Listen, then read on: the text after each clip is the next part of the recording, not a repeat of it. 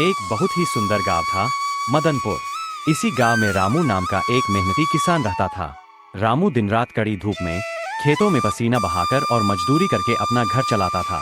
उसके लिए मेहनत ही सब कुछ थी। लेकिन रामू का बेटा बिल्कुल अलग था। जहां रामू चलाता वहीं उसका बेटा सारा दिन पेड़ की छांव में बैठा रहता था। वह काम करने के बजाय बस एक ही ख्वाब देखता कि कहीं से उसे कोई गड़ा हुआ खजाना मिल जाए और वह रातों रात अमीर बन जाए। रामू बोला, बेटा श्याम, अब मेरी उम्र हो गई है, शरीर साथ नहीं दे रहा। जाने से पहले मैं तुम्हें एक बहुत जरूरी बात बताना चाहता हूँ। हमारे इस खेत की मिट्टी के नीचे हमारे पूर्वजों का एक बहुत बड़ा खजाना छिपा हुआ है। मैंने आज तक उसे नहीं निकाला और अब वह तुम्हारा है। खजाना, असली सोना और चांदी। पिताजी, आपने यह बात पहले क्यों नहीं बताई? वह खजाना खेत में किस जगह गड़ा है? मुझे जल्दी बताइए, मैं अभी जाकर उसे निकाल लाता हूँ। रामू बोला, बेटा, मुझे पक्का पता नहीं कि वह किस कोने में है। बहुत साल बीत गए, पर इतना याद है कि वह काफी गहराई में है।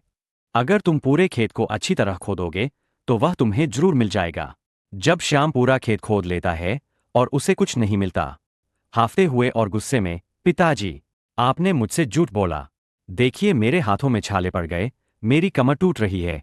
मैंने चप्पे चप्पे की खुदाई कर दी, मिट्टी का एक एक ढेला हटा दिया, पर वहां कोई खजाना नहीं है, सिर्फ मिट्टी और पत्थर ही। रामू बोला, शांत हो जाओ बेटा। अगर खजाना नहीं मिला तो कोई बात नहीं, लेकिन देखो, तुमने कितनी मेहनत से पूरे खेत को खोद दिया है। अब मिट्टी नरम हो गई है और बारिश का मौसम भी है। क्यों न हम इसमें बीज डाल दें? मेहनत बेकार क्यों जाए? ठीक है पिताजी, अब इतना किया है तो बीज भी डाल ही देता हूं।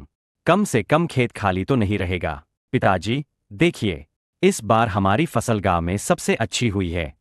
अनाज बेचकर इतने पैसे मिले हैं जितने हमने पहले कभी नहीं देखे। मैं बहुत खुश हूं।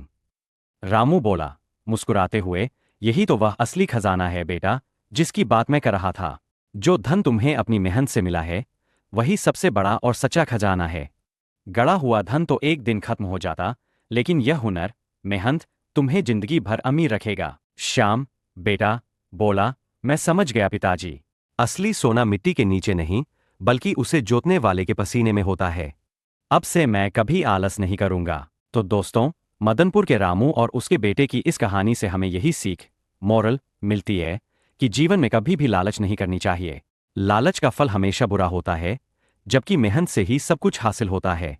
याद रखिए, बस जीतो और मेहनत कीजिए, सफलता और पैसा अपने आप आपके पास आएगा। क्योंकि सच कहा गया है, मेहनत करने वालों की कभी हार नहीं होती। उम्मीद है आपको हमारी यह कहानी पसंद आई होगी। अगर अच्छी लगी हो तो हमारे दादाजी चैनल को सब्सक्राइब जरूर करें। इस वीडियो को लाइक करें और अपने दोस्तों के साथ शेयर भी करें।